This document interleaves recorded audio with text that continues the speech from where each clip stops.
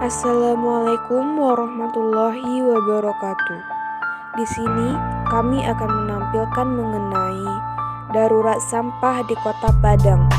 Usir sampah plastik, selamatkan bumi untuk masa depan dengan sistem 3R. Reuse, reduce, dan recycle. Adapun anggota kelompok kami yaitu Alifah Hana Zahra, Azifa Feziasti, Dini Aulia Putri, dan Monica Febriasri.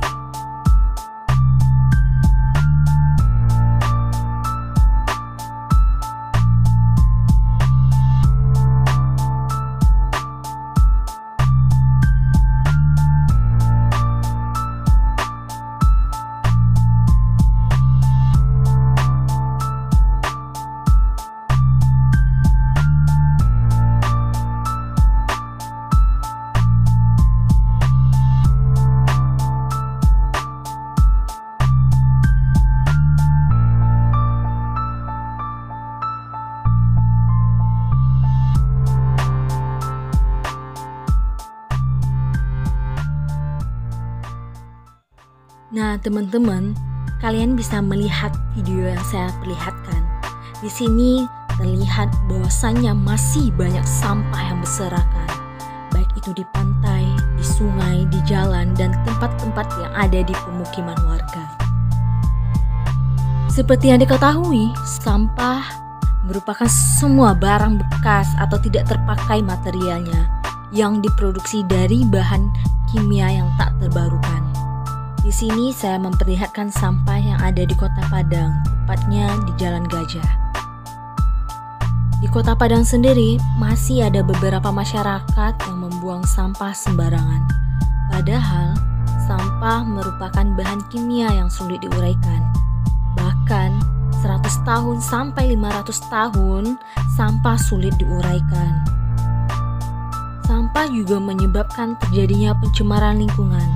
Nah, di video ini seperti yang kita lihat masih banyak berserakan sampah di pantai, padahal dampak sampah sangatlah merugikan bagi diri kita sendiri, bagi lingkungan, dan bagi masyarakat sekitar yang ada di pantai, di pemukiman, di sungai, dan lain-lain. Adapun dampak yang ditimbulkan dari sampah ini adalah yang pertama, mencemari lingkungan. Dampak selanjutnya bagi lingkungan masyarakat yang ada di pantai yaitu mengganggu rantai makanan biota laut, meningkatkan pencemaran, merusak ikan, dan lain-lain. Nah, teman-teman, di video selanjutnya ini merupakan video sampah yang berserakan di Kota Padang. Padahal yang telah kita ketahui, sampah ini sangat dapat merusak lingkungan sekitar, dan sampah ini juga mengakibatkan dampaknya terhadap lingkungan sekitar yang ada di sungai. Contohnya, mengakibatkan pendangkalan sungai dan penyumbatan aliran sungai, sehingga menyebabkan terjadinya banjir. Padahal, jika sampah diolah menggunakan konsep 3R. Nah, apa sih konsep 3R itu? Nah, konsep 3R itu yang pertama, reduce. Reduce artinya mengurangi sampah, artinya sampah tersebut kita kurangi. Yang kedua, reuse, artinya menggunakan kembali produk yang dipakai. Yang ketiga adalah recycle, artinya mendaur ulang sampah plastik. Nah, jika masyarakat menggunakan metode 3R ini, maka sampah akan berkurang di lingkungan sekitar. Sampah juga memiliki nilai ekonomis yang tinggi jika dimanfaatkan secara bijaksana. Makanya, ingatkan bagi teman-teman semua agar tetap menjaga lingkungan sekitarnya agar bersih dari sampah. Selamatkanlah bumi kita dari sampah plastik dan jagalah lingkungan sekitar.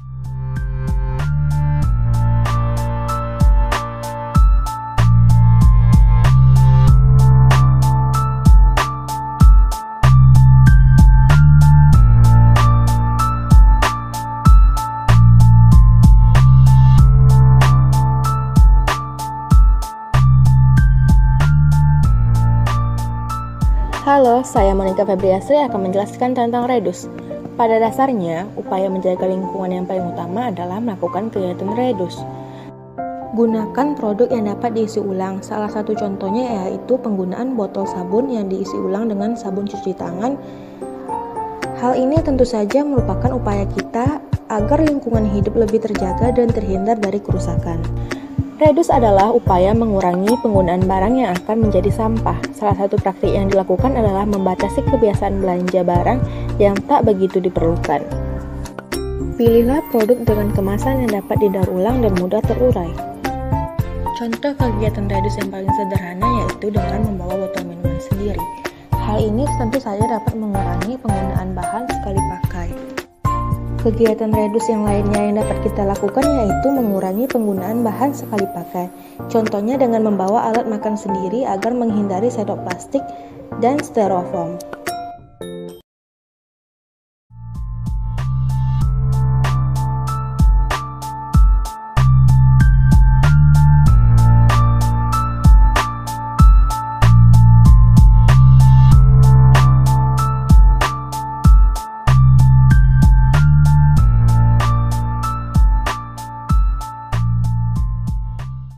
Baiklah, saya Azifa Feziasti akan memvideokan beberapa contoh-contoh dari reuse. Yang pertama yaitu ada sebuah kotak yang kita gunakan, yang kita peroleh dari kita berbelanja online. Di sini kita bisa menggunakannya kembali sebagai organizer dari peralatan body care aku supaya lebih rapi, sehingga kita tidak perlu lagi membuang kotak yang ada, dan kita juga bisa menghambat adanya sampah yang baru. Selanjutnya yaitu adalah botol bekas minuman. Kita bisa menggunakannya kembali sebagai wadah untuk minum, dan kita bisa mengisi air seperti biasa. Selanjutnya, kaleng bekas kaleng cat yang bisa kita gunakan kembali sebagai organizer alat perkakas rumah tangga. Selanjutnya, kita bisa menggunakan kembali tas berbelanja, menggunakannya kembali untuk sebagai organizer. Misalnya, aku di sini pakai untuk tempat baju.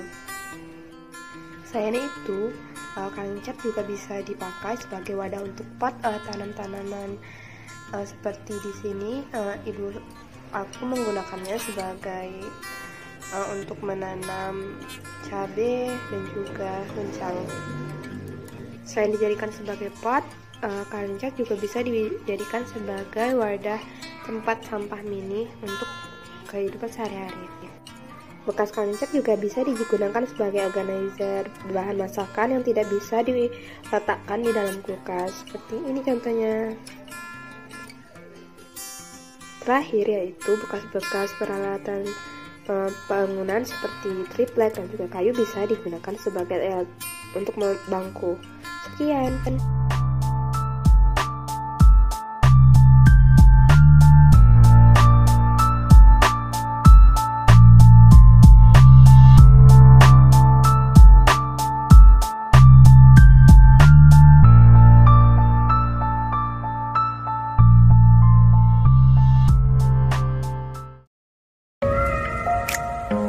Hai semua, saya Alifah Nazara. Di sini saya akan membagikan bagaimana cara membuat tempat tisu dengan menggunakan kertas bekas dan juga kardus. Ini merupakan salah satu contoh dari recycle barang bekas loh. Jadi, bagi teman-teman yang penasaran, jangan lupa nonton video ini sampai habis ya. Dalam pembuatan tempat tisu kali ini, ada beberapa alat dan bahan yang kita butuhkan, yaitu kertas bekas, penggaris, pena, tusuk sate, cutter, gunting, lem tembak, dan juga kardus bekas. Di sini saya menggunakan kardus bekas sepatu. Nah, pada langkah pertama saya membuat kerangka tempat tisunya terlebih dahulu dengan menggunakan kardus. Ukuran potongan kardusnya bisa dilihat sebagai berikut.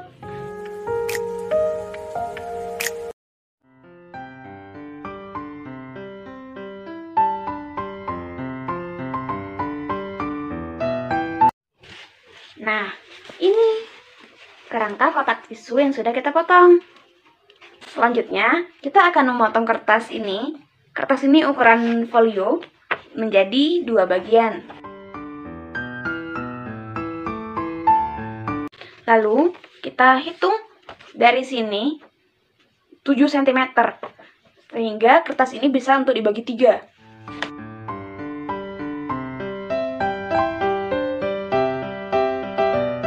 Nah, seperti ini.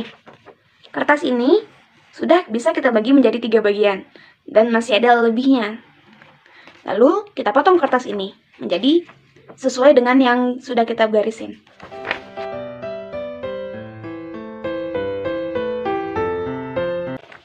Nah, kita sudah mendapatkan 3 kertas dengan ukuran 7 × 16,5 cm. Selanjutnya, kita gulung kertas ini dengan menggunakan tusuk sate. Ini bertujuan agar gulungan kertas yang kita buat tadi menjadi rapi dan memiliki besar yang relatif sama.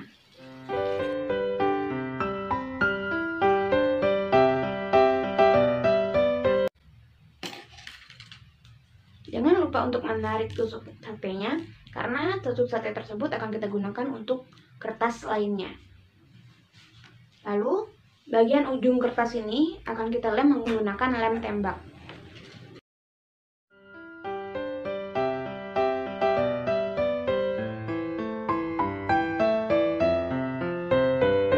Gulung kertas sampai kita mendapatkan jumlah gulungan kertas yang kita inginkan. Selanjutnya, kita akan menggabungkan kerangka kardus tadi dengan menggunakan gulungan kertas yang sudah kita buat tadi juga. Dengan cara dilem menggunakan lem tembak.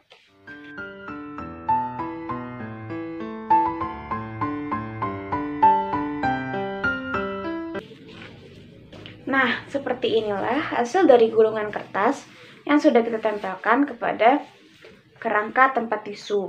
Langkah selanjutnya yaitu kita akan menggabungkan kerangka yang satu dengan kerangka lainnya. Apabila ada yang memiliki kendala dalam membuat kotaknya, maka tepian dari kerangka tempat tisu ini bisa kita potong. Untuk menggabungkan kerangka satu dengan kerangka lainnya, kita membutuhkan lem tembak.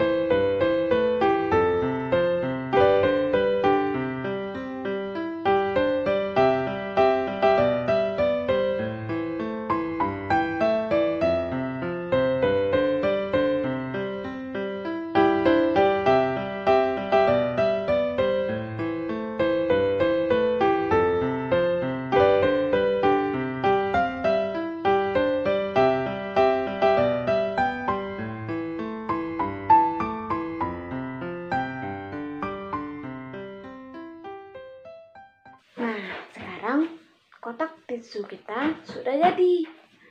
Selanjutnya, kita akan merapikan gulungan-gulungan kertas yang di luar dari jalur. Seperti inilah kotak tisu yang sudah kita buat. Berikutnya, tinggal kita masukkan tisu dan tutup. Untuk tutup kotak tisunya, jangan lupa untuk menempelkannya dengan gulungan kertas juga ya. Sekian yang dapat saya sampaikan, terlebih kurang saya mohon maaf. Assalamualaikum warahmatullahi wabarakatuh.